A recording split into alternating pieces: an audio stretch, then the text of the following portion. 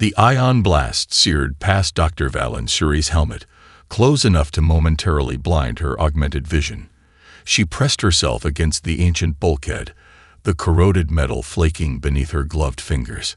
Her team's panicked communications crackled through her comms. Multiple hostiles. They've breached the South Quadrant. Valen cursed under her breath. 6 years of bureaucratic wrangling to secure permission to explore this derelict station, only to be ambushed by scavengers on day 3. The station, floating at the ragged edge of the Milky Way, had been abandoned for millions of years, or so the official records claimed. "Fall back to the shuttle," she ordered, her archaeologist's caution warring with the knowledge that her discoveries might be lost forever. "Bring whatever samples you can." Another explosion rocked the station. Beneath her feet, the deck plating groaned, a deep, resonant sound no human structure should make. Valen felt it shift and had only an instant to realize what was happening before the floor gave way. She plummeted through darkness, her suit's emergency systems deploying a kinetic barrier that cushioned her impact. Pain still lanced through her left side as she landed hard on a deck 10 meters below. Disoriented, gasping, she activated her wrist lamp. The beam revealed a chamber undisturbed for eons, perfectly preserved and untouched by the decay evident throughout the rest of the station. Dust motes danced in the light, disturbed for the first time since when? At the center of the room lay a humanoid skeleton, its bones preserved by the station's automated environmental systems. The figure was curled protectively around something clutched in its bony fingers, something that pulsed with a faint blue light. "Dr. Shuri, do you copy?" The voice in her ear sounded distant, unimportant. Valen approached the skeleton with reverent steps, her archaeologist's training momentarily overriding her survival instincts. The skeleton's proportions were familiar, too familiar. But that was impossible. Humans had never ventured this far into space. They were extinct, having destroyed themselves in their cradle world eons ago. Yet the evidence before her. "I'm alive," she finally responded. "I found something. Something impossible." The object cradled in the skeleton's grasp was a crystalline matrix, roughly the size of her palm. Unlike any data storage device cataloged in the archives, its facets caught her lamp's beam and scattered it into prismatic patterns across the chamber walls. As she leaned closer, the crystal's pulse quickened, as if sensing her presence. When her scanner failed to register any readings from the object, Valen did what no self-respecting archaeologist should. She reached out and touched it. The crystal flared to brilliant life at her contact, flooding the chamber with blinding light. Valen recoiled, but too late. The crystal interfaced directly with her neural implants without permission, bypassing all security protocols. Her mind exploded with fragmented images.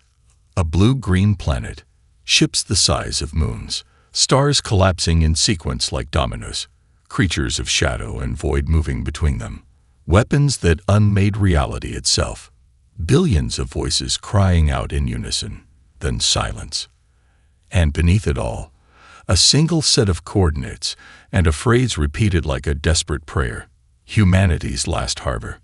When the security team finally reached her, they found Valen unconscious on the chamber floor, the crystal clutched tightly in her hand, tears streaming down her face.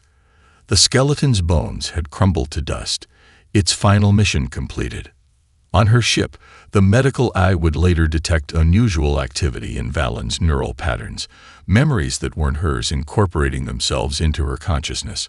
And deep in her secured quarters, the crystal would continue to pulse, counting down to something only it understood.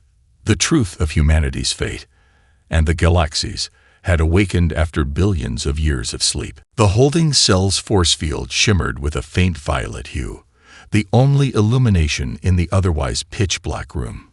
Dr. Valen Shuri had spent 3 days in this queue, her academic credentials stripped, her findings declared fraudulent, her career effectively ended.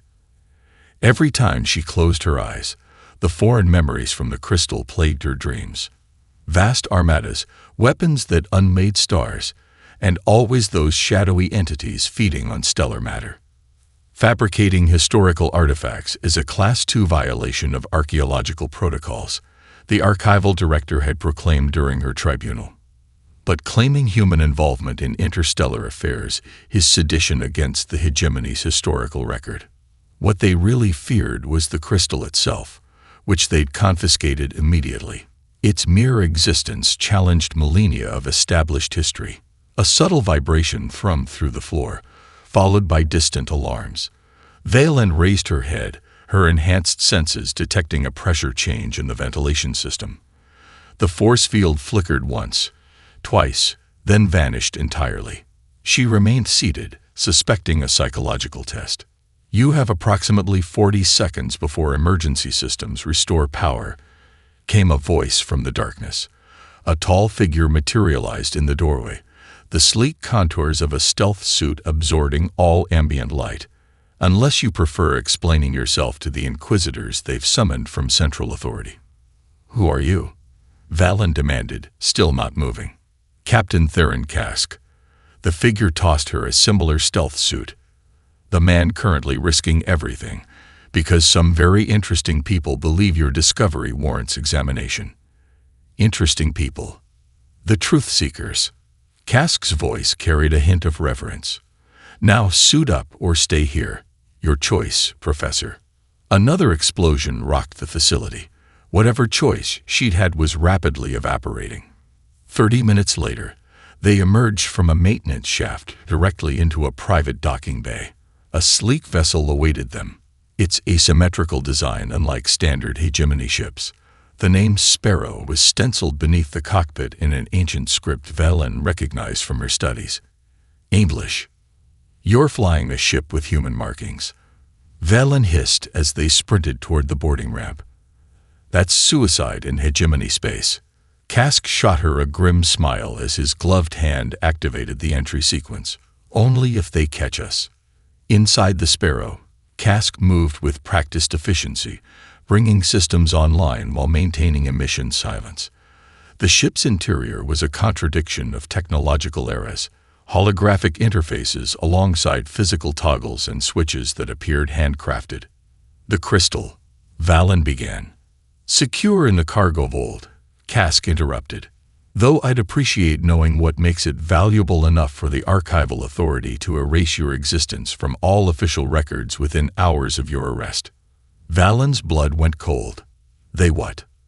According to public records, Dr. Valen Shuri died in an unfortunate accident during an unauthorized expedition 3 years ago. Quite thorough for a routine academic fraud case. Before Valen could process this, proximity alarms blared. 3 hegemony cruisers had appeared in low orbit, moving to blockade positions. They're deploying trackers, came a new voice from the rear of the vessel. Valen spun toward the sound. A woman with silver eyes stood watching them, her gaze unnervingly steady.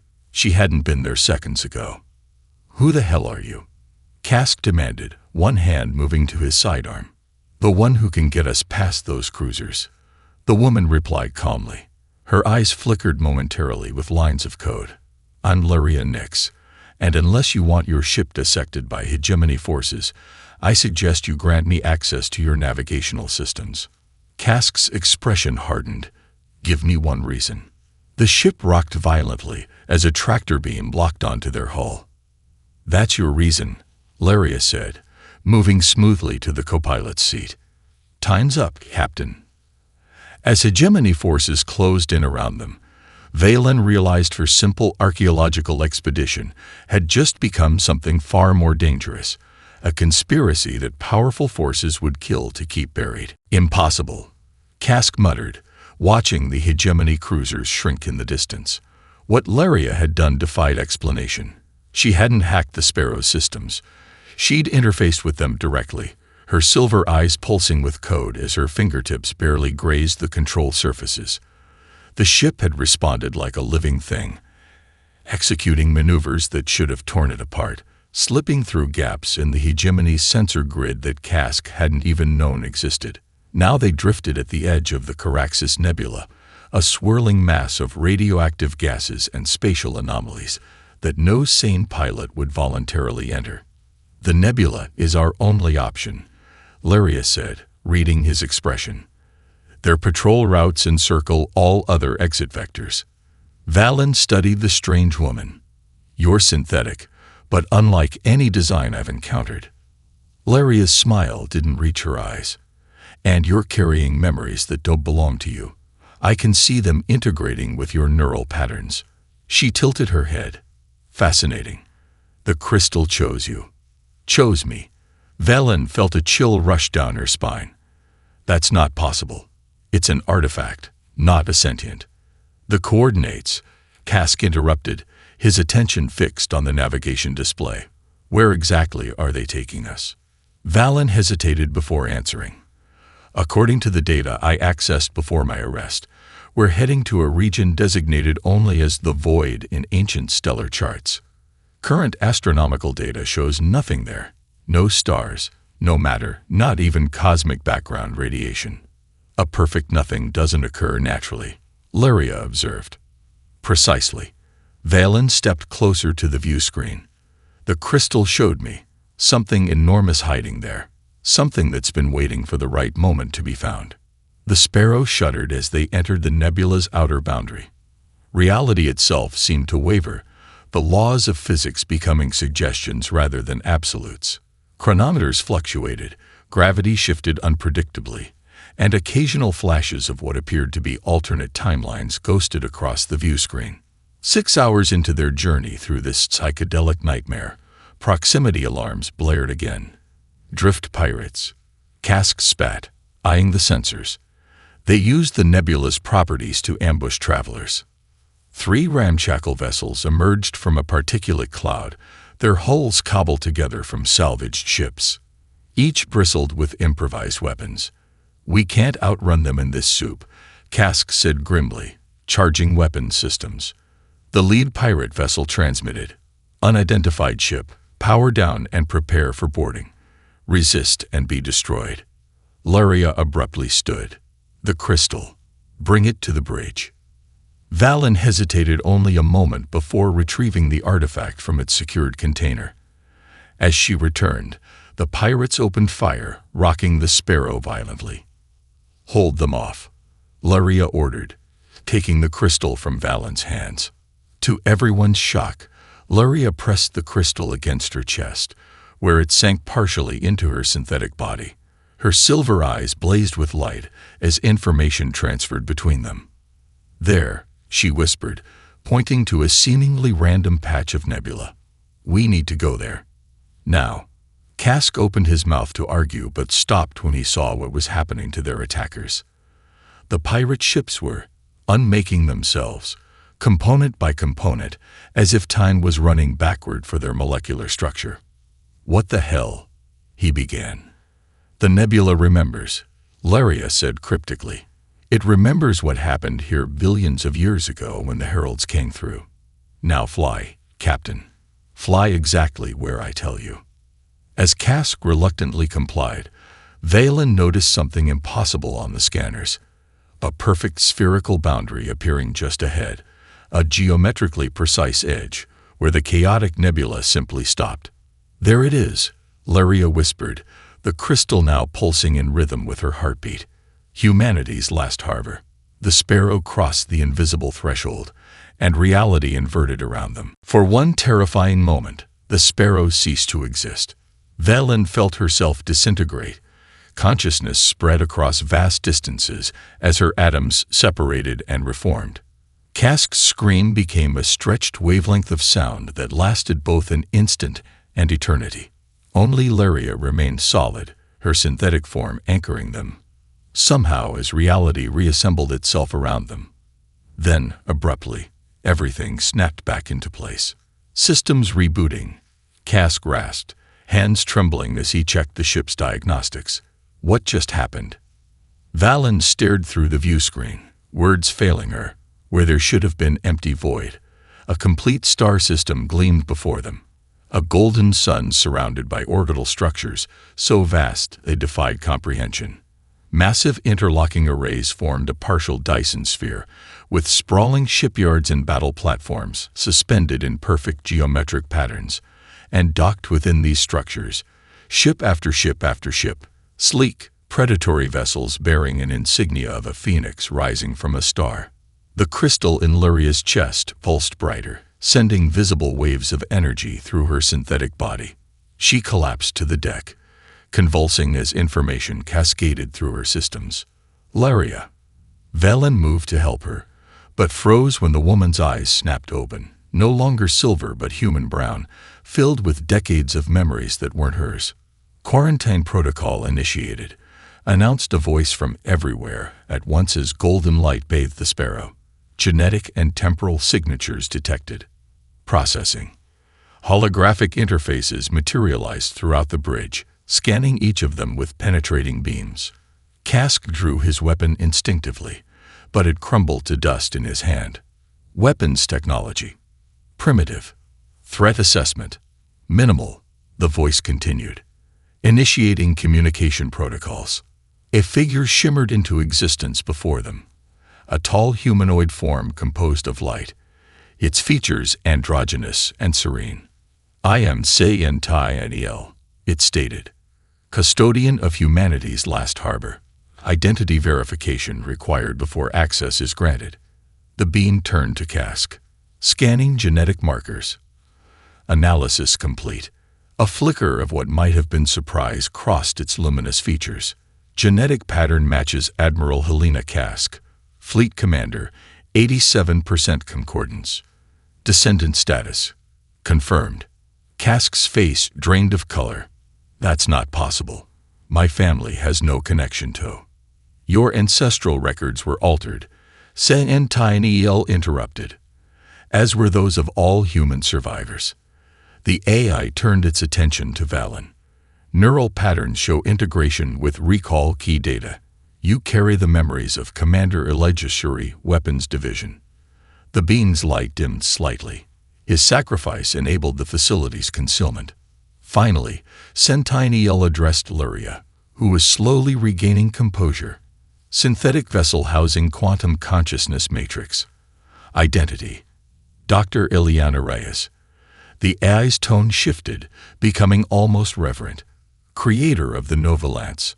Architect of the final defense." Luria, or whoever she now was, struggled to her feet. When she spoke, her voice carried new inflections, a different cadence. "The preservation protocol worked," she whispered, looking around with wonder and grief. "How long has it been, Sci-Fi?" 3,427,600,912 standard years since activation, came the precise reply. "The heralds have remained dormant. Until recently." Luria's borrowed face crumpled. "Then I was right to awaken the facility. They're returning." Sci-Fi nodded solemnly. Multiple stellar extinction events detected in neighboring systems. Herald feeding patterns confirmed. The AI's gaze swept over all three of them. "The Armada awaits your command, but it requires full activation protocols." Before any of them could respond, warning signals flashed throughout the facility. Alert. Dimensional breaches detected at multiple entry points. Unknown vessels have penetrated the barrier. The AI's expression hardened. Defensive systems engaging. "Welcome home, descendants of Earth. Your inheritance awaits, if you can survive long enough to claim it." Divert non-essential power to defensive matrices, Sci-Fi commanded as holographic displays throughout the facility blazed to life. Infiltration drones detected. Infiltration drones. Kask echoed, instinctively moving toward a weapons rack that had materialized nearby. Not a full assault. Reconnaissance, Luria, or rather, Ileana through Luria, explained, her movements more deliberate now, weighed by knowledge and age her synthetic body had never known. "They don't know what they found yet." Valen felt a strange doubling of perception, memories not her own surfacing with vivid clarity. "The archives," she murmured. "I need to see the historical archives." Sci-Fi directed them through gleaming corridors that self-illuminated as they passed. The central repository contains complete records of human history, preserved against temporal degradation. They entered a vast spherical chamber where data streams flowed like liquid light across every surface, At the center hung a three-dimensional projection of the Milky Way. But unlike any galactic map Valen had studied, this one showed thousands of human colonies spanning multiple spiral arms, their technological development far beyond what official history recorded. "This can't be accurate," Valen whispered, though the memories infiltrating her consciousness told her otherwise. Humans never left their home system. They destroyed themselves fighting over resources before achieving interstellar capability. "The greatest lie ever perpetuated," Ileana/Laria said bitterly. "Manufactured by those who betrayed us." At her command, the archival system activated. The chamber darkened as footage materialized around them, recordings preserved from billions of years ago. Velen watched, transfixed, as the true history of humanity unfolded. Humans hadn't destroyed themselves. They had achieved technological singularity, developing advancements that propelled them to dominance throughout the galaxy. Faster than light travel, matter conversion, Dyson constructs harnessing the power of entire stars. Then came the heralds. The footage showed them clearly, vast entities that existed partially in normal spacetime and partially in some darker dimension. They moved between stars like shadowy leviathans, attaching themselves to stellar bodies and feeding on their energy. Systems went dark by the dozens. Billions died as planets froze and civilizations collapsed. They consumed 342 inhabited systems before we understood what we were facing, Ileana/Laria narrated, her voice hollow. Conventional weapons were useless. The heralds existed in multiple dimensional states simultaneously. The archival footage shifted to scenes of desperate alliance meetings. Dozens of alien species gathered with human representatives, planning joint defenses that repeatedly failed. Stars continued to die. I led the team that developed the Nova Lance. Ileana/Laria continued as the records showed a massive weapon being constructed. It created artificial supernovas that existed in both normal space and the Herald's dimension, destroying them utterly. Valen watched as the weapon was deployed. Stars exploding in carefully coordinated sequences, Herald entities writhing and disintegrating in the interdimensional fire. "It worked," Kask observed. "You stopped them." "At a terrible cost." Ileana/Laria's expression darkened as the footage showed the aftermath. Human ships suddenly under attack from their former allies. "They feared us," she explained. "Once the heralds were driven back, our allies saw humanity's power and trembled. The Nova Lance had demonstrated we could unmake stars at will." The final records showed a devastating betrayal, the combined fleets of a dozen species launching a surprise attack during the final battle with the heralds. Human forces, already depleted from fighting the cosmic entities, were overwhelmed. "We sacrificed Sol's system, Earth itself, to allow a fraction of our forces to escape," Ileana/Laria whispered. "Then our former allies hunted the survivors to near extinction and rewrote history, depicting humans as primitive savages who destroyed themselves." The chamber fell silent as the records ended, the full weight of forgotten history pressing down upon them. And now, Centennial interjected, "The heralds stir once more, while those who betrayed humanity remain ignorant of the threat's return." Breach in Sector 7. Centennial's voice echoed through the facility as warning lights bathed the corridors in crimson. "Defensive drones deployed." "We need to see what we're dealing with," Kask said, the military bearing of his ancestors surfacing in his posture. At a command from Ileana/Laria, the archive chamber transformed into a tactical display. Infiltration units, sleek, insectoid machines, swarmed through multiple breach points in the facility's outer barrier. Behind them, a hegemony battle fleet held position just outside the dimensional threshold. 17 capital ships, Kask counted grimly, including the Inexorable, an Inquisitor-class flagship. Valen felt ice in her veins. Admiral Zoros commands the Inexorable. The name triggered something in Ileana's borrowed memories. Zoros. That name has appeared in our monitoring systems before. Centennial confirmed, Admiral Zoros has visited 7 systems where Herald activity was subsequently detected. That can't be coincidence, Valen said. A proximity alarm blared. One of the infiltration teams had breached the inner defensive ring and was approaching their position. Cask grabbed weapons from the materialized rack, tossing one to Valen. "Get to the command center," he ordered Ileana/Laria. "Activate whatever defensive systems you can. I'll hold them here." "You can't fight an entire infiltration team alone," Valen protested. "I won't be alone." At Cask's command, panels in the floor slid open, revealing combat drones of distinctly human design. "Sentai and EL, activate Guardian Protocol Alpha." The drones hummed to life, their weapon systems powering up with a sound like distant thunder. "Genetic authentication accepted," Sentai EL acknowledged. "Limited defensive capabilities online." As Ileana/Laria and Sentai EL departed for the command center, Valen hesitated, torn between following them and staying with Cask. "Go," he urged her. "Your memories, both sets, are more valuable than another gun right now." The decisive moment passed when the infiltration team breached the outer doors. Chaos erupted as the Guardian drones engaged the intruders. Valen and Cask fell back, providing covering fire, but found themselves separated in the confusion. Valen ducked into a maintenance shaft as enemy fire tracked her position. The passage led deeper into the facility, eventually emerging near what appeared to be a hangar bay.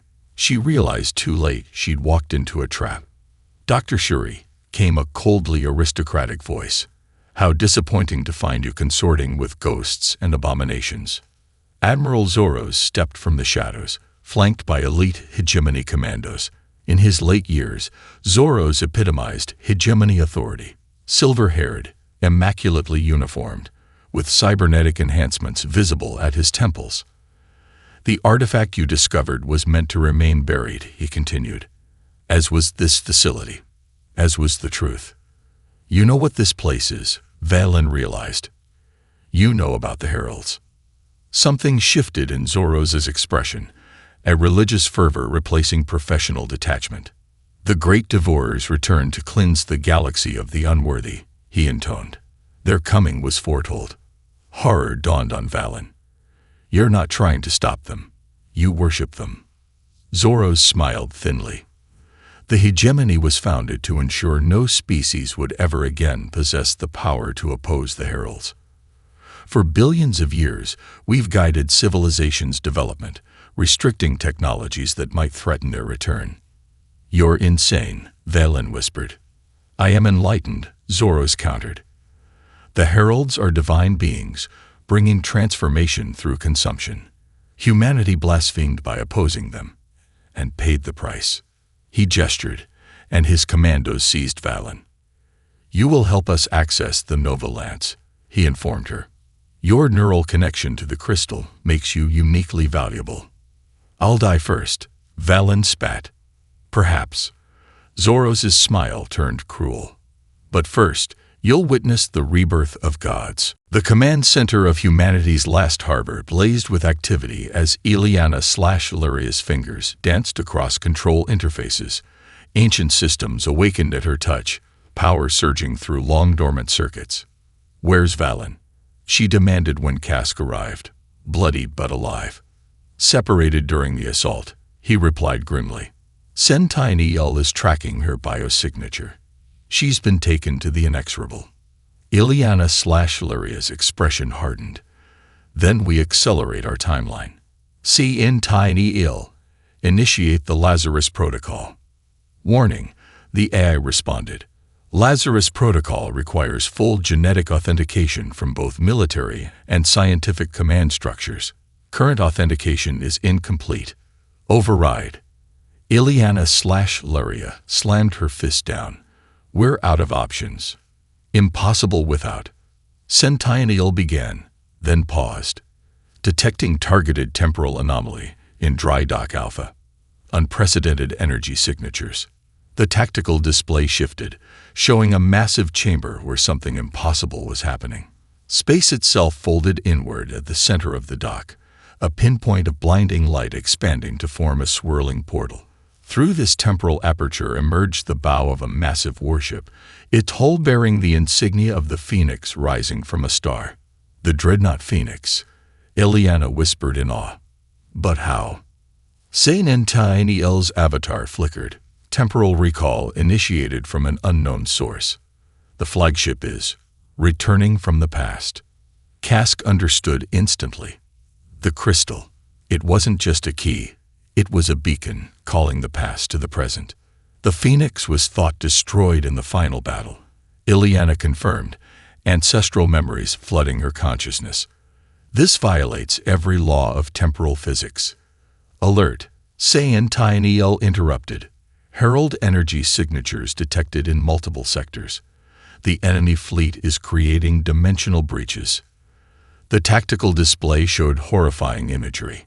Hegemony ships performing synchronized maneuvers around focusing arrays. Space ripped open between them, and through these tiers came writhing tendrils of darkness, each larger than a capital ship. They're deliberately summoning the heralds, Kask realized with horror. Zoros must believe he can control them, Ileana replied. Her attention split between the emerging dreadnought and the tactical display. He cannot. No one can. Across the facility, more systems activated as the Lazarus Protocol continued its partial implementation. Shipyards hummed with impossible activity, constructing vessels at accelerated rates by manipulating temporal fields around their assembly areas. The Phoenix's systems are synchronizing with the facility, Sain-Tiny-L reported. Genetic authentication detected. Captain Kask, the vessel is responding to your DNA sequence.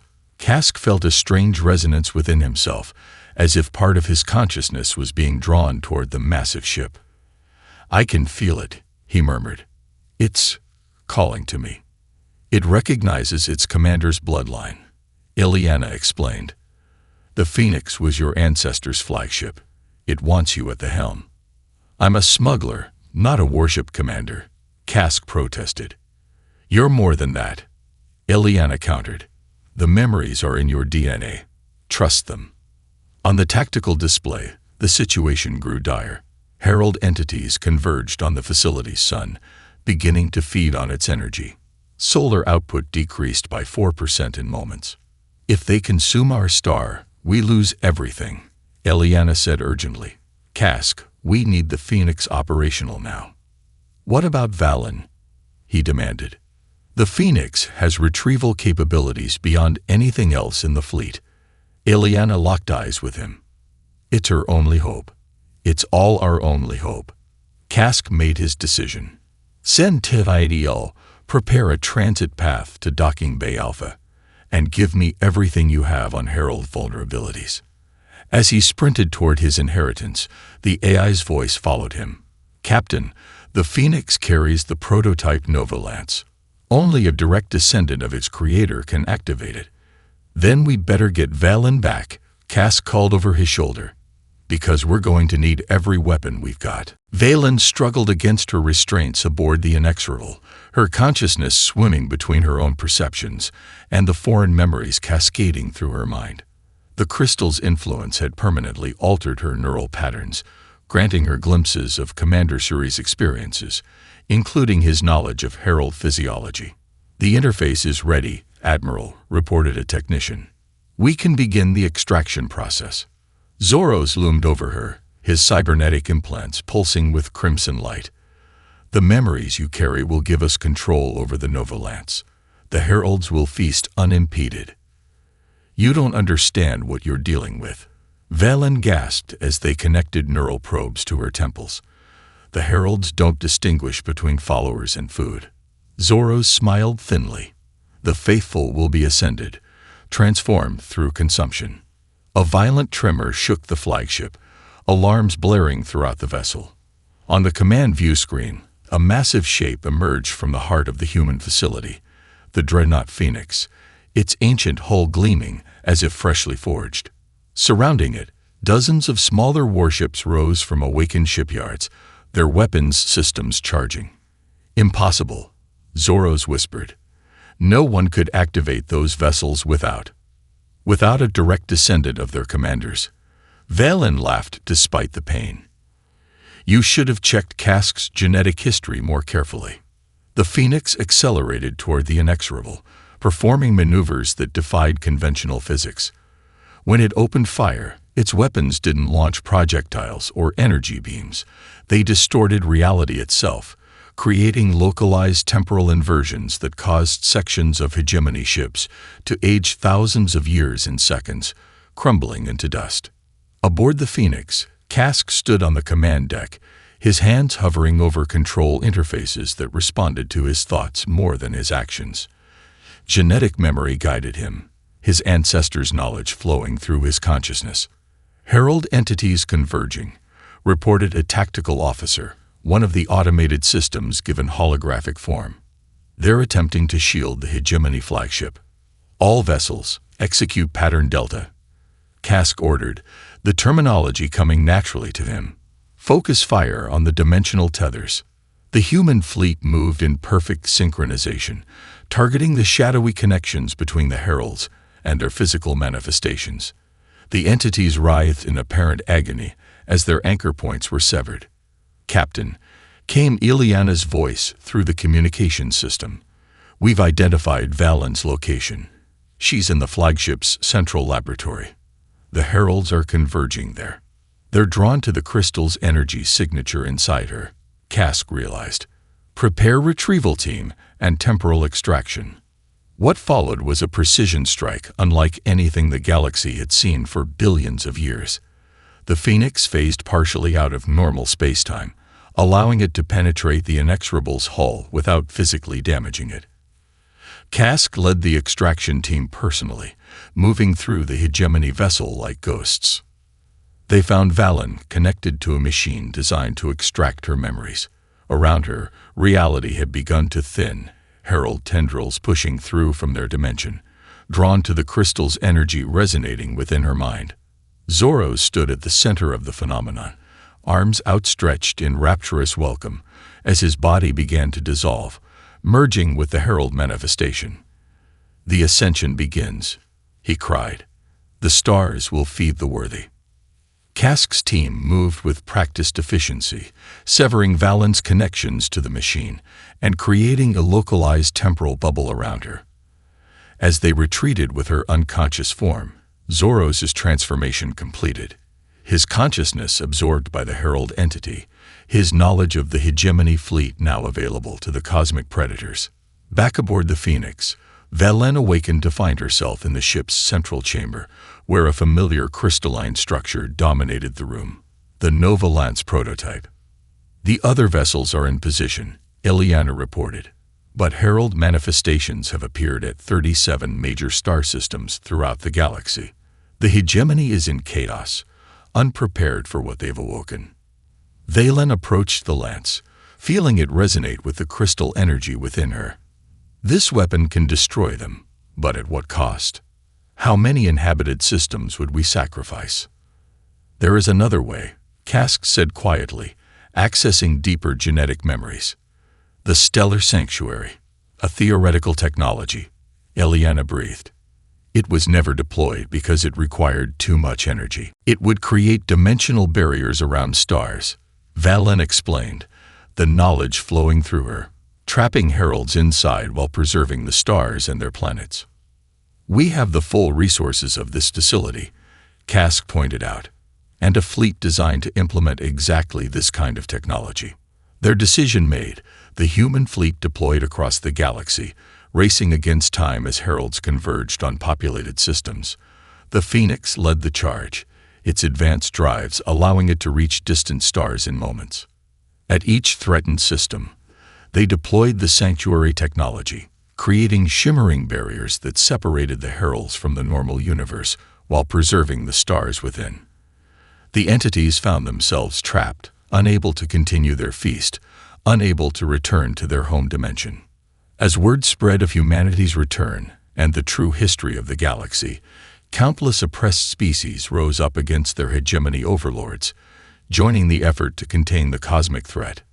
In the aftermath, a new alliance formed, one based on truth rather than lies, led by the reawakened human sleepers discovered in the facility's stasis chambers and representatives of formerly subjugated species. The final scene found Valen standing at a dimensional observatory, her consciousness expanded by her connection to the crystal. Beside her stood Kask, now fully embracing his role as commander of humanity's returned fleet. Before them stretched a galaxy where thousands of stars shimmered with the distinctive glow of sanctuary shields, a testament to humanity's legacy, not as destroyers of stars, but as their ultimate guardians.